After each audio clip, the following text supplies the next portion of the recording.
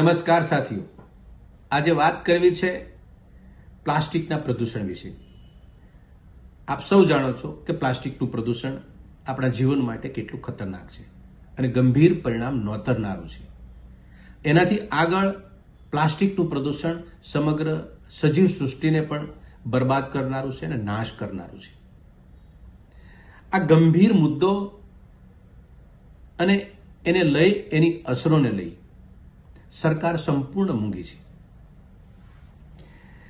September 2024માં Britain university of લીડ્સનો એક report આપણી સામે આવ્યો. આ રિપોર્ટમાં એ દર્શાવે છે કે વિશ્વમાં તમામ દેશો 5.7 કરોડ મેટ્રિક ટન પ્લાસ્ટિકનો કચરો ફેંકે છે. કુલ કચરામાં ભારતનો હિસ્સો 1 લાખ કરોડ મેટ્રિક ટનનો છે. એટલે કે ભારતવાસીઓ અને ભારત દેશ સમગ્ર વિશ્વમાં પ્લાસ્ટિકનો કચરો ફેંકવામાં નંબર 1 છે. આ છેલ્લા 10 વર્ષની અંદર પ્લાસ્ટિકનું ઉત્પાદન, પ્લાસ્ટિકનું રિસાયકલિંગ અને પ્લાસ્ટિકનું પ્રદૂષણ જે કોમ્બિનેશન સેટ થવું જોઈતું હતું એમાં સરકારોનો એક અહમ રોલ હતો. એ સરકારે રોલ નથી નિભાવ્યો. એના કારણે પ્લાસ્ટિકનો વપરાશ વધ્યો અને એના કારણે પ્લાસ્ટિક જમીન ઉપર પડ્યું અને પ્રદૂષણના રૂપે આપણા સમગ્ર સજીવ સૃષ્ટિને નુકસાન કરતા સાબિત થવા લાગ્યું છે.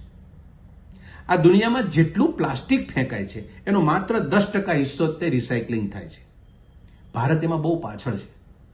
સરકારની જવાબદારીનો ભાગ છે કે પ્લાસ્ટિક પ્રદૂષણ ના થાય અને થાય તો એનું રિસાયકલિંગ થાય. સરકારમાં એમાં પણ આપણા દેશની સરકારો સંપૂર્ણ નિષ્ફળ છે.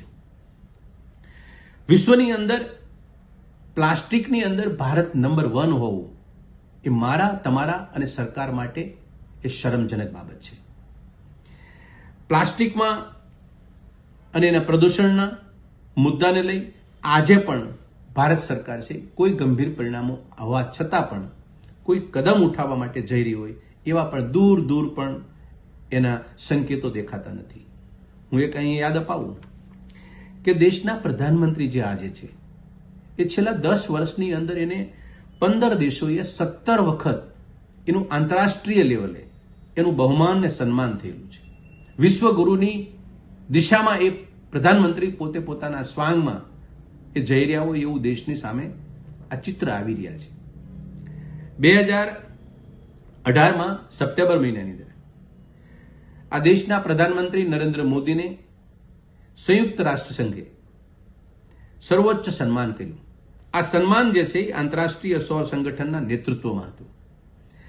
આ સન્માન જે છે ચેમ્પિયન ઓફ ધ અર્થ નામથી જે 2022માં અને 22 સુધીમાં ભારતને પ્લાસ્ટિકના ઉપયોગથી મુક્તિ અપાવવાના સંકલ્પ સાથે આપવામાં આવેલું હતું. બરાબર સમજવાનો પ્રયત્ન કરીએ. આપણા દેશના વડાપ્રધાનને સંયુક્ત રાષ્ટ્ર સંઘે ચેમ્પિયન ઓફ ધ અર્થનો એવોર્ડ આપણા દેશમાં 2022 પહેલા આ દેશને પ્લાસ્ટિકથી મુક્તિ અપાવવાના સંકલ્પ સાથે એમને સ્વીકાર્યો હતો.